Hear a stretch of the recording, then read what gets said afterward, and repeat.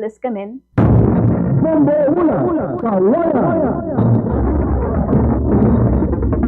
Yes, Bombo Jamaica, magandang hapon at ito katatapos lang ang ginawang sashing ng Miss Tourism Philippines dito sa may Icon Hotel dito sa lungsod ng Cauayan kung saan itong 20 kandidato nga ay na-receive nila ngayong araw yung kanilang sashing, Bombo Jamaica. At kanina ay nakapanayam din natin ang ilan sa mga ito at nakausap Bombo Angelica at Bombo Jamaica at nagpahayag sila ng magandang feedback dito sa lungsod ng Cauayan dahil sa pagtanggap sa kanila una ng mga tao matapos nga din nilang ma-experience itong bancheto dito sa lungsod ng Cauayan. Ayon naman sa Chief Executive Officer ng Miss Tourism Philippines, si Ma'am Amelia Amy Abarquez, malaking challenge para sa kanila na ipunta dito sa lungsod ng Cauayan o dito sa lalawigan ng Isabela ang nasabing patimpalaka.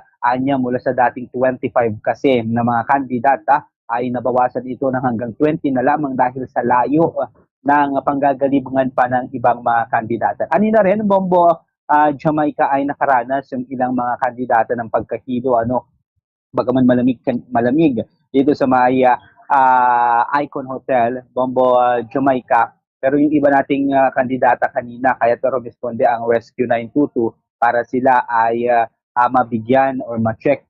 At ayon nga kay Ma'am Amelia Abarquez, ang CEO ng Miss Tourism Philippines, napakagandang pagkakataon ito para masubok din yung mga kandidato, yung kandidata, yung kanilang katatagan. Partikular na binanggit ng CEO ay ang challenge talaga ng layo ng lalawigan ng Isabela, bagaman sila natutuwa na dito gaganapin itong Miss Tourism Philippines 2025.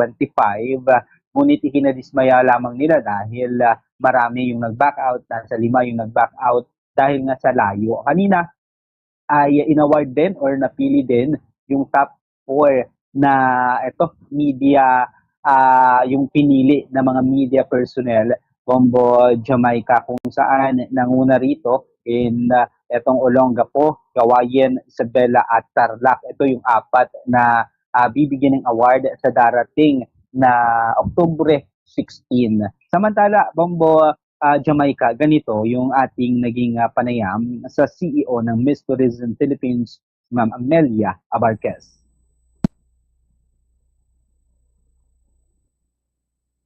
First of all, thank you so much for coming. Thank you for all our listeners and people who's willing to come and join us in this press presentation. Cauayan is really a innovative city right now, and I think this is really the right place for us to come and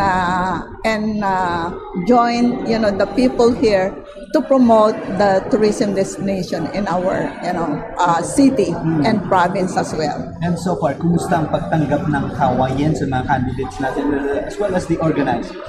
Okay, actually ang mga Ilocano naman is very hospitable and friendly. So, still very friendly naman ang mga pagtanggap sa atin. What are the challenges na kinaharap nyo na po? Actually, ang challenges natin ngayon ay yung distance from Manila. Kaya yung mga candidates natin, they have all this challenge na ang layo naman. So, some back out. Actually, we got lots of potential candidates but back out because of the distance of the place. So far, ilan po ba talaga lahat dapat? Dapat sana talaga is 25 and then nag-trim down to 20.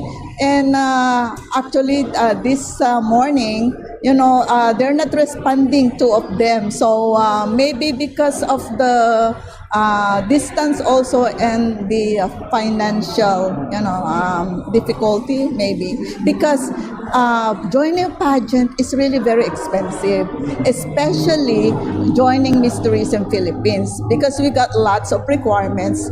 We have the video presentation. You have to present your place by promoting your tourism destination. So that is really one requirement, and it's really very it's a really very tasking job and very expensive. So that is also one of the reason why some back out. Given that kind of qualification, bago makapasok, what are we expecting sa Miss Tourism 2025? Okay, you're expecting we're expecting candidates and winners who could be ambassadors in their in their town, province, or in their municipality. A person who can really promote their emerging destinations or their local traditions, customs, arts, and someone who can really promote our country, the Philippines, around the world, because we will be sending also our winners to the international scene. Lastly, ma'am, invitation sa Isabelinos and nearby provinces. Okay. Again, thank you for inviting us, and also to Mayor Cesar D. of Cauayan City. Thank you, Mayor, for giving us this opportunity to be with you for the search of Miss Tourism Philippines 2025. And please come and join us as we do the coronation on October 16 at the Convention Center. So please join us, all Isabelinos, from the south and north. Come and join and see the beauty of our Filipinas around the Philippines. Thank you, ma'am, and good morning. Good morning. Thank you so much. Bahagi ng naging pagpapahayag ni Ma'am Amelia Abarquez, ang Chief Executive Officer ng Miss Tourism Philippines. So, samantala ngayon, Bombo, Jamaica, ay tapos na itong nasabing sashing at itong pagpili nga dito sa mga pinili ng hani ng media na top 4 na mga kandidata.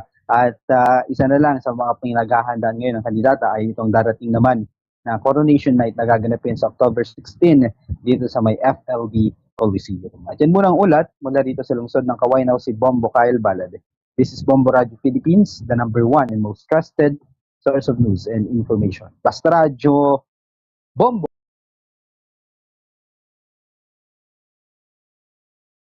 God. DZNC.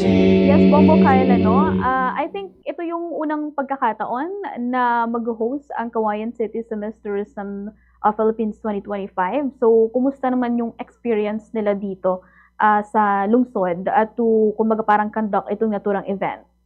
Yes, sa Bombo Jamaica, gaya ng naging pagpapaayag ni Miss Amy, ang CEO ng Miss Tourism Philippines. Maganda yung suporta na ipinakita. Nagustuhan nila yung suporta na ipinapakita ng lokal na pamahalaan sa kanila. Actually, sabi niya kanina, very hands-on pagdating sa support na binibigay ng lokal na pamahalaan. At pagaman malayo nga, yun yung pinaka-challenge. Pero ikinatuwa nila yung warm at support na ibinibigay sa kanila. At pati mga tao, Bombo Angelica, or mga mamamayan ng lungsod ng Cauayan. Dahil nga, experience din nila etong bancheto na isinasagawa ngayon, Bombo Jamaica.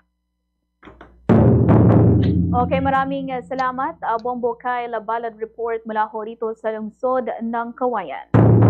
At syempre sa atin hong pagpapatuloy later on, dakuan ho natin ang